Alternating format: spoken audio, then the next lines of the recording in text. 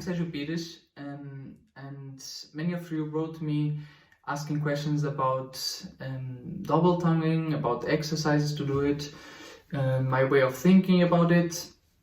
So I decided to make this small tutorial, and I know that there are many ways of doing it, of many different exercises, and this is just how I do, and see if it works for you, and keep looking for other ways if it doesn't work.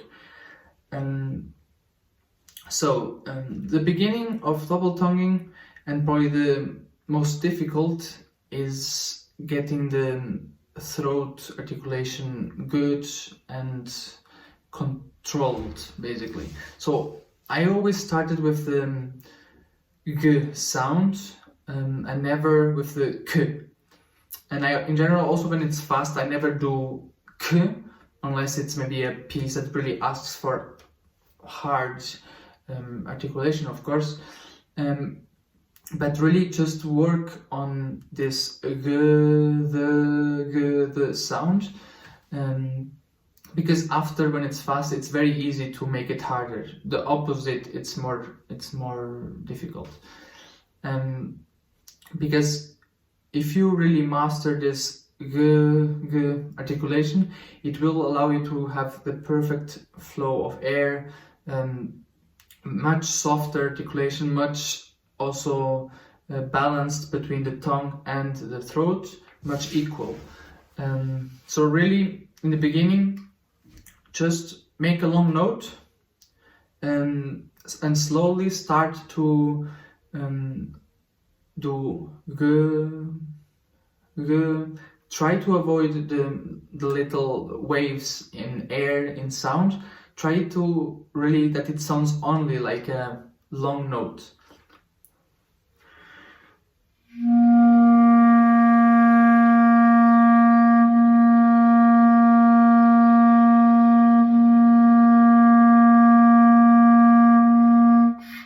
So really don't worry about doing it already hard, because this is the most important right now, and will be very useful when you do it faster in all the registers. So really start like that, and once you can do it the low register, start working in this register, the same exercise until this C. And once you start to going up, you will need much more air. I don't know if it's exactly faster air, but for sure more air and more present air, especially in your mouth. So really, I think on it more like a oh, more like this, kind of warm air, especially when you are here up. And what also helps me, it's while being here, it's having a bit of air here in the cheeks, because, well, I know it's not so correct, but when you are doing double tonguing, for me it always helped. I don't know if it is because of having more air support, if you have a bit of air here, or just more air, present air. But see if it works for you. So I do it like this.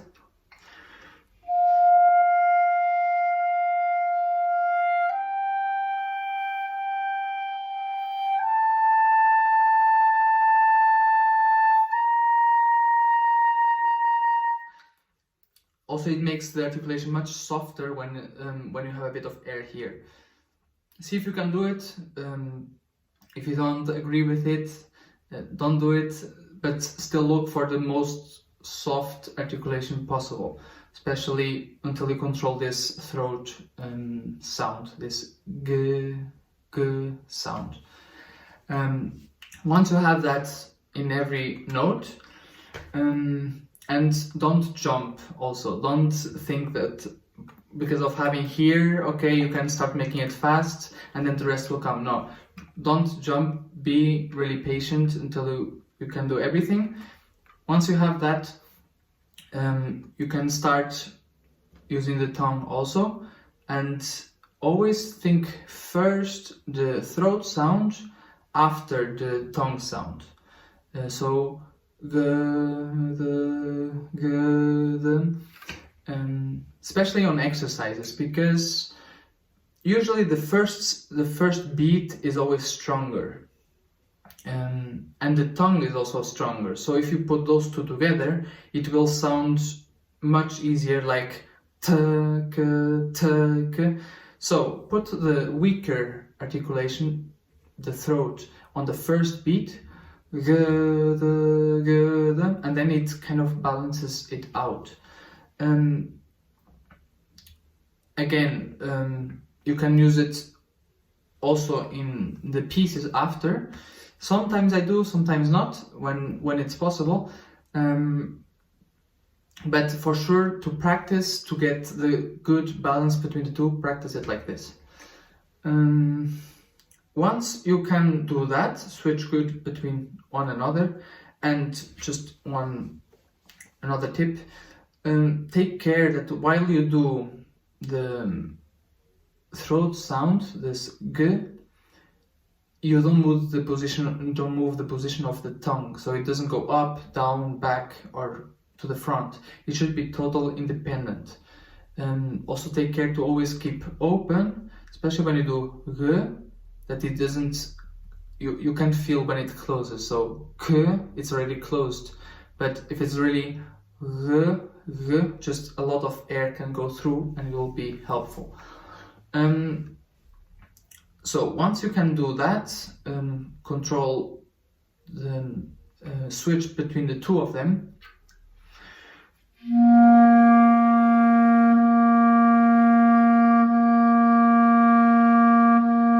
Again, super slow, first throat, then tongue, throat, tongue. Once you can do that, you start moving up again, very slow still.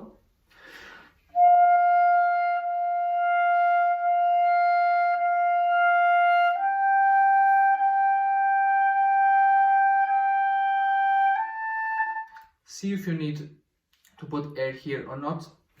I know that both, it helps me putting air here. Sometimes I do it, most of the times I do it, other times not. See how you want, and if it works for you also. Once you can do that, you can start making it a bit faster, but it will take time. It might take 1 week, 2 weeks. Really be patient with it, because it's the most important and most difficult. Once you can switch good between the two of them, without noticing the difference between the throat and the tongue, you can start moving between two notes. So to adjust the finger movement with the tongue and the throat.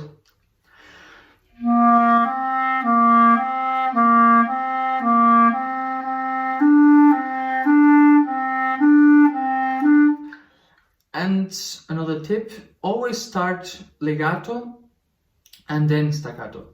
So, and while you are doing the legato exercise, pay attention to the airflow, because you will need that even more when you do the staccato. So just pay attention to that.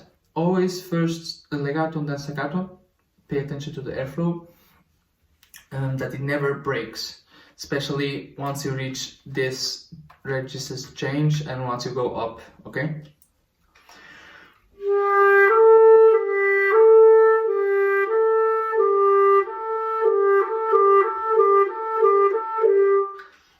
Again, first throat, then tongue. It's very important. Once you can do this slow until very up, until here, you can start adding a bit of speed to it.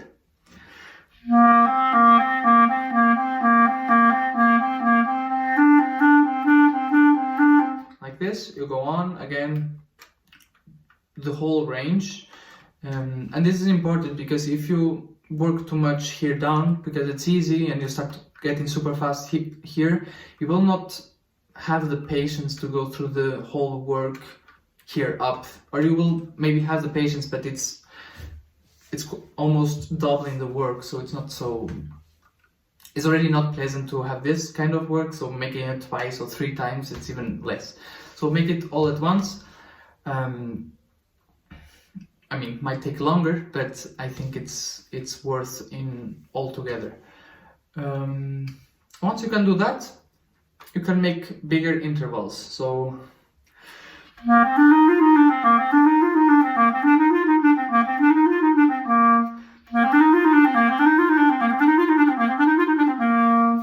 and then also with the registers change.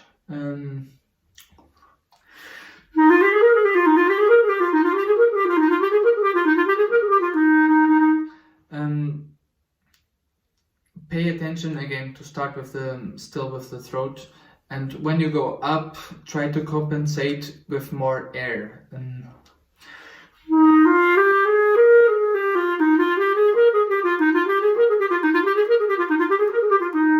And still, I don't know if you can hear it in the recording, but I'm still doing a lot of tenuto in both, in the tongue and the throat, because again, once you do it fast, it will automatically sound much shorter, and it's not so pleasant to hear.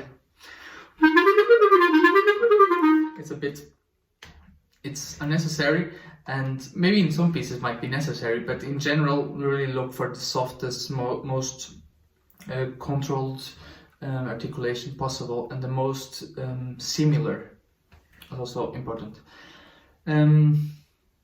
Once you can do that, you can start playing with it. Thirds, also arpeggios.